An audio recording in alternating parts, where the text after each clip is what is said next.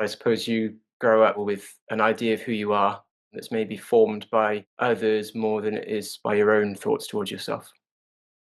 I was asked to leave sixth form to not come back. I was unemployed for about a year and a half and really hit the lowest of lows, really, thinking what was the purpose of life? What was I doing? Where was I going? And but after a while, there is a voice inside you that says, you've got to do something. This can't be it. My dad actually said, why don't you try the Open University? And they're just for people like you who just want a second chance. And something just pulled me to Spanish and it just ignited something inside me I didn't know I had. Yeah, that's what led to me becoming a language assistant in Spain.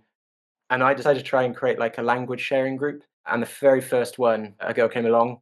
As the host, I was supposed to be talking to everyone and make sure everyone was chatting to each other, but I just spent the whole evening quite distracted and she really wasn't giving much back. But a whole walk home, I couldn't stop thinking about her. 2 days after, I decided to go on a little day trip with two of my friends. I remember getting into the car, and the next thing I remember is waking up in hospital about a week later.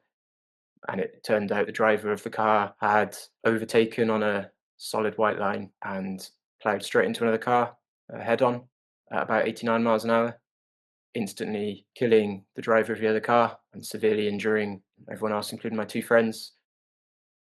I'd broken my lumbar spine in two places, fractured both wings of my sacrum. I fractured my wrist, my heel, and my ankle. My ribs, one of which punctured my lung. By far the worst is a brain injury that's a diffuse axonal injury. Imagine having two eggs in a Tupperware box and then rapidly shaking the box. And that's essentially what happens to your brain when you're in a car accident at that speed. And after a couple of weeks, I was discharged back to home, but still completely bedbound. And I struggled to control anything really in the sort of lower half of my body. And that was really challenging to get used to, especially because doctors have floated the idea that they didn't know if I'd returned back to normal walking. And so when you're sat there 24 hours a day, your brain just constantly goes round and round of what will the outcome be. You're repeatedly reminded of how much it's impacted every aspect of your life. And so there's no way that it can't become your identity. When I first came out of the coma and I was starting to get back to my senses, the only thing I really wanted to do was have my phone back because I kept having this recurring thought that maybe that girl that I'd met at the language exchange had messaged me back and she'd think I wasn't responding to her. And she had messaged, she'd heard that the accident happened. And that was probably the very first immensely positive, overwhelming feeling I felt in the whole journey. I was, I suppose, just infatuated, and it was a driving force for me, complete driving force. And so from that point on, I would message her in the morning, message her out the day, message her in the evening, and wake up the next day and do it all again. And it was the number one thing I look forward to every day. It was the complete driving force for those few weeks, months. I felt like I was living again. As soon as I took my first steps, I had only one thing on my mind, and that was to get back to Spain. I needed to get back to my life that I'd created, and I needed to go and see this girl. I remember being led in my bed in my flat in Spain, and there was no one around me for probably the first time since it all happened. And I felt an overwhelming sense of loneliness and fear. And it was the first point that I really said to myself, ah, you're an idiot. What have you done?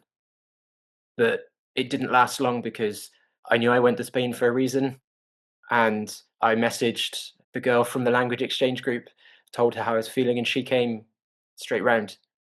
She looked after me. She did my shopping, she did my cooking, she helped me to the toilet, she helped me get washed. And from that point on, never really left. Every time I've seen medical experts since, they always state how crazy it is. They look at the paper of the injuries and they look at me and they say, there's something that doesn't quite add up here. You look fabulous, you're doing really well. And although I've played a part in that, the biggest part by far has been from my wife. The care, the energy, the levels of devotion that she's put into us, into me, meant that whenever I was feeling low or struggling with the journey, she was always there just to help me get back on track. I owe so much of where I am now to her.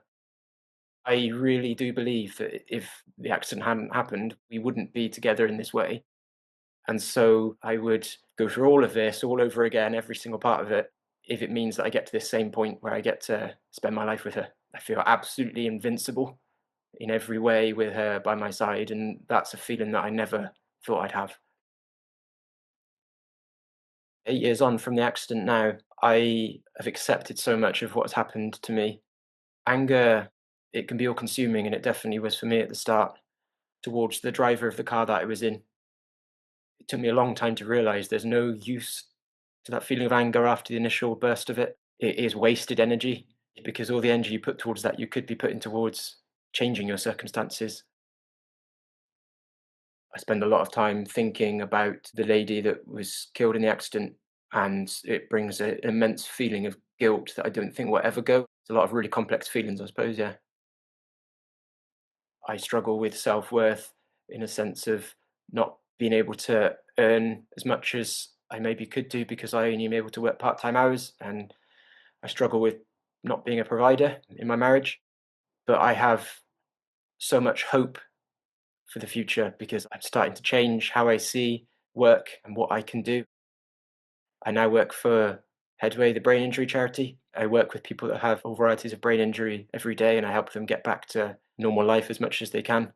I almost feel like you have a duty when you've been through something difficult or traumatic that once you get through the other end, that you go back and help others because as humans, everything's about experiences, isn't it?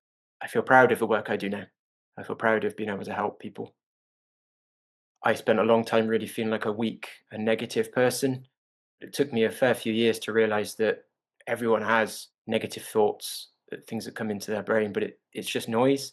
What actually really matters is what you choose to act on.